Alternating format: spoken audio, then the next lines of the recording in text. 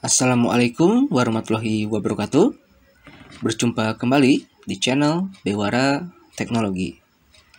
Baik teman-teman, jadi pada kesempatan kali ini kita akan membahas berkaitan dengan elektronika ya.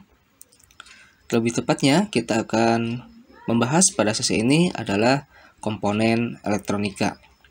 Nah, seperti yang kita tahu bahwa sekarang dunia elektronika sudah semakin canggih, sudah semakin berkembang dengan pesat, yang akhir-akhir ini dikombinasikan dengan peralatan yang berhubungan dengan microcontroller ya.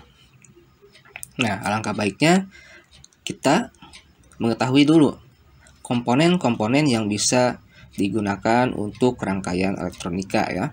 Terdapat banyak sekali komponen yang bisa kita gunakan untuk membuat suatu rangkaian elektronika. Nah, kita akan bahas satu persatu.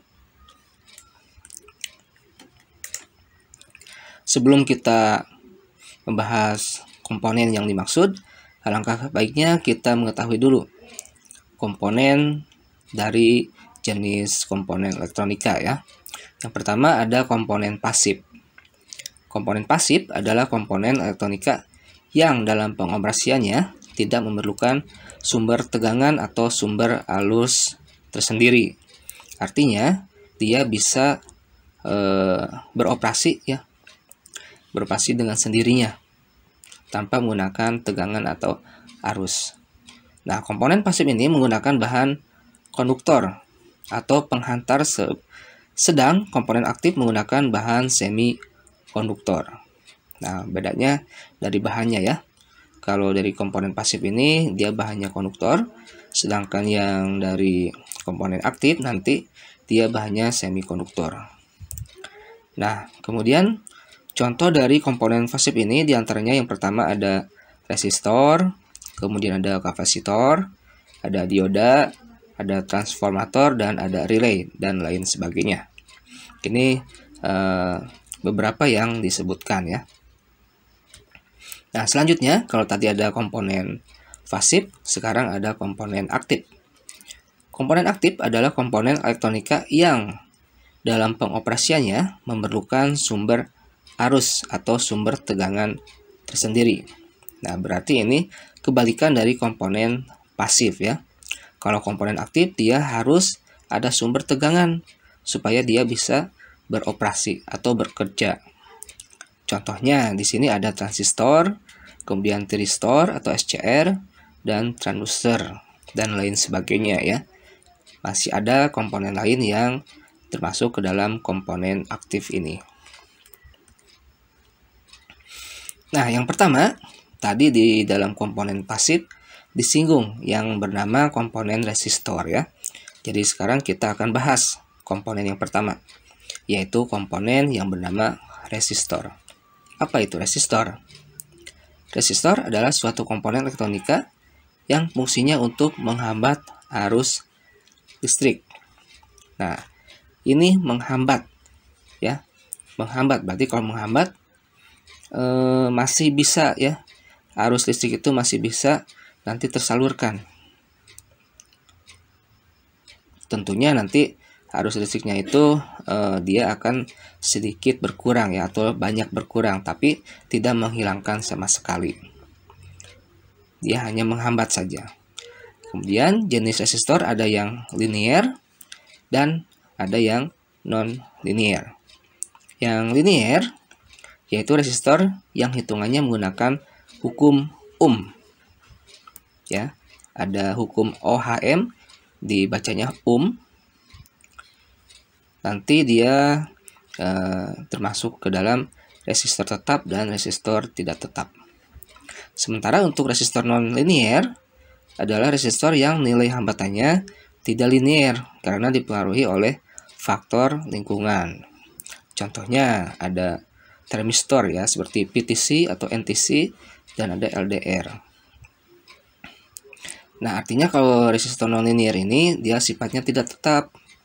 Dia bisa berubah-ubah sesuai dengan kondisi di sekitarnya ya. Jadi dia sifatnya dinamis. Kalau yang linear tadi dia sifatnya tetap ya, gitu. Nah, sekarang kita ke resistor tetap. Resistor tetap adalah resistor yang memiliki nilai hambatan yang tetap. Nah, berarti nilai hambatan tadi yang digunakan untuk menghambat arus listrik itu dia nilainya tidak berubah-ubah ya, tidak bisa berubah-ubah. Dengan dengan artian dia tetap. Kalau misalkan dia ohmnya ada 120 ohm misalkan, maka dia tetap 120 ohm, tidak bisa lebih, tidak bisa kurang. Nah, apa yang mengakibatkan dia bisa lebih dan bisa kurang? Bisa ya, bisa. Ada hal yang mengakibatkan dia bisa lebih dan bisa kurang, walaupun dia tetap. Yang pertama bisa dari mungkin dia sudah termakan usia sehingga dia bisa rusak ya, sehingga nilai hambatannya bisa berkurang atau bisa mungkin malah lebih, atau konsleting listrik ya, bisa juga. Itu bisa mengakibatkan si resistor yang tetap ini bisa berubah nilai hambatannya. Kemudian resistor hanya dapat dioperasikan dengan daya maksimal sesuai dengan kemampuan dayanya. Ini kalau ada nanti tulisannya ada watt-wattnya ya. Seperti ini 1/16 watt, 1/8 watt, 1/4 watt, dan setengah watt. Ini kemampuan maksimalnya ya. Dia seperti itu. Nah, ada simbolnya. Simbolnya ada dua. Yang pertama simbolnya dari A ini, dia zigzag ya. Zigzag, kemudian ada yang persegi panjang seperti ini.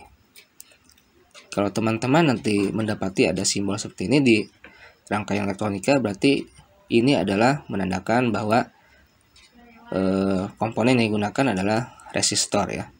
Seperti ini, ada yang zigzag dan ada yang persegi panjang. Untuk bentuk fisiknya seperti ini. Nah, ada yang berwarna ya. Nanti berkaitan dengan warna ini, di gelangnya ada warna tertera di situ. Nah, ini. Jadi resistor itu ada yang berwarna ya di gelangnya atau di badannya. Warnanya itu ada yang berjumlah 4, ada yang berjumlah 5. Nah, ini kita bahas yang berjumlah 4. Jadi yang 3 warna itu untuk warna biasa, dan yang 1 itu warnanya bisa perak, bisa emas. Tuh ya. Dan nanti ada nilainya. Mulai dari hitam sampai dengan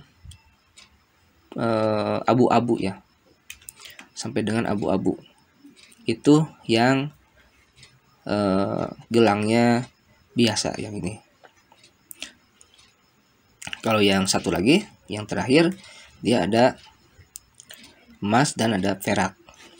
Nah, kemudian untuk nilainya berapa? Nilainya kalau hitam itu 0, coklat itu 1, merah 2, orange 3, kuning 4, hijau 5, biru 6, ungu 7, abu-abu 8, dan putih 9. Ini berlaku untuk yang 3 warna ini. Nah, kemudian pembacaannya bagaimana? Pembacaannya di sini kan ada 3 nih, ada 3 gelang. Gelang pertama, gelang kedua, gelang ketiga ya. Nah, untuk gelang pertama dia bilangan nyata. Artinya kalau misalkan dia tertera warna merah, berarti karena warna merah ini 2 nilainya, berarti dia kita tulis di huruf di angka paling awal, nilainya angka 2. Kemudian gelang yang selanjutnya, gelang yang kedua. Ini juga sama, gelang kedua sama ya. Dia menyatakan bilangan nyata. Kalau misalkan warna keduanya adalah orange, di sini orange 3 ya. Nah, berarti kita tulis lagi 3. Nah, kita punya 2 warna tuh, tadi merah sama orange ya. Berarti 2, 3. Nah, kemudian ada gelang yang terakhir nih, gelang yang ketiga. Nah, beda kalau gelang ketiga ya. Kalau gelang ketiga itu menandakan banyaknya 0 atau pengali. Jadi ketika misalkan gelang ketiga ini warnanya adalah kuning, maka dia dikali 1000. Ya, karena nolnya 3. Berarti kalau kita tadi punya gelang berwarna merah, orange, kuning, berarti kalau dijadikan bilangan, dia menjadi 2, 3, nolnya ada 3. Berarti dia berjumlah 23.000 ohm. Nah, itu ya untuk nanti cara mengetahui nilai dari resistor itu ya. Bilangan gelang yang pertama itu bilangan nyata, gelang yang kedua bilangan nyata, dan gelang yang ketiga itu menyatakan jumlahnya 0 atau pengali gitu ya. Dan gelang yang satu lagi ini menyatakan toleransi. Biasanya emas atau perak. Emas itu 5%, perak itu 10%. Nah, ini nanti untuk menentukan apakah resistor itu masih baik atau sudah rusak gitu ya. Itu untuk pembacaan warna dari badan si resistor sendiri. Nah, ini sama ya. Ini ada yang 4 warna, ada yang 5 warna, dan ada yang 6 warna.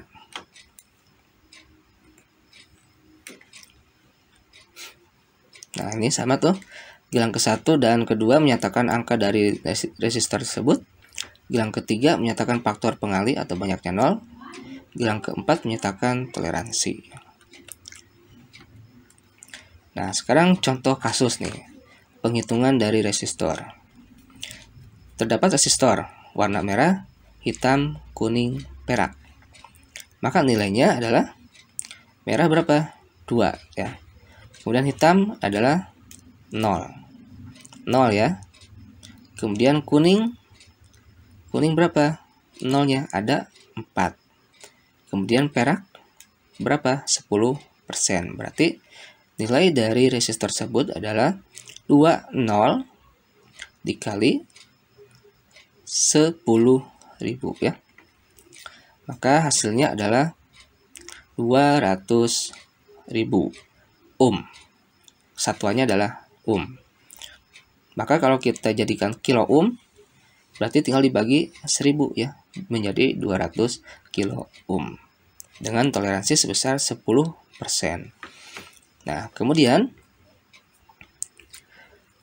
kita hitung toleransinya berapa. Nah, toleransi tersebut nanti berkaitan dengan warna yang terakhir, warna perak ya, 10%. Kita tinggal kali saja. Jadi toleransinya adalah 10% tadi yang perak ya, 10% dikali nilai resistornya tadi berapa? Warna merah, hitam, kuning. Kita sudah dapat 200.000 ya. Tinggal dikali 200.000. Maka hasilnya adalah 20.000 ohm. Nah, 20.000 ohm. Nah, kemudian kita cari batas minimum dan batas maksimum. Tadi toleransinya sudah dapat ya, 20.000 ohm. Nah, sekarang kita cari batas minimum dan batas maksimum. Jadi fungsi untuk batas minimum dan maksimum ini untuk menentukan apakah resistor itu masih baik atau sudah rusak ya. Kalau dia kurang dari batas minimum berarti dia rusak. Kalau dia lebih dari batas maksimum maka dia rusak juga. Maka kalau dia ingin dikatakan masih bagus, dia harus ada di rentang batas minimum dan batas maksimum ya. Tidak boleh lebih dari 220.000 dan tidak boleh kurang dari 180.000. Nah, caranya bagaimana? Caranya tinggal tadi nilai dari resistornya dengan warna merah, hitam, kuning berarti 200.000 dikurangi toleransi tadi ya, 20.000 ohm dikurangi 20.000 ohm. Nah, kalau dikurangi berarti dia untuk menyatakan batas minimum ya. Berarti 200.000 dikurangi 20.000 sama dengan 180.000. Kita dapat batas minimumnya adalah 180.000. Nah, kemudian kita cari batas maksimum. Kalau batas maksimum berarti kebalikannya. nilai dari merah, hitam, kuning 200.000 ditambah nilai toleransi 20.000. Berarti hasilnya adalah 220.000 ohm. Berarti batas maksimumnya adalah 220.000 ohm. Nah, kita sudah dapat nih batas minimum dan batas maksimum. Jadi ketika ada resistor nanti yang nilainya masih di rentang ini, ya, misalkan tadi resistornya merah, hitam, kuning, perak. Ketika kita ukur dia nilainya adalah 210.000 ohm. Nah, maka dia masih dikatakan baik karena masih ada di rentang 180.000 sampai 220.000. Nah, seperti itu untuk penghitungan dengan membaca warna dari badan resistor tersebut, ya. Itu. Nah, itu teman-teman, semoga bermanfaat untuk sesi kali ini dan bisa dipahami ya, berkaitan dengan komponen yang pertama adalah resistor dan cara untuk menghitung resistor itu sendiri. Terima kasih atas waktunya. Semoga sehat selalu. Salam Bewara Teknologi.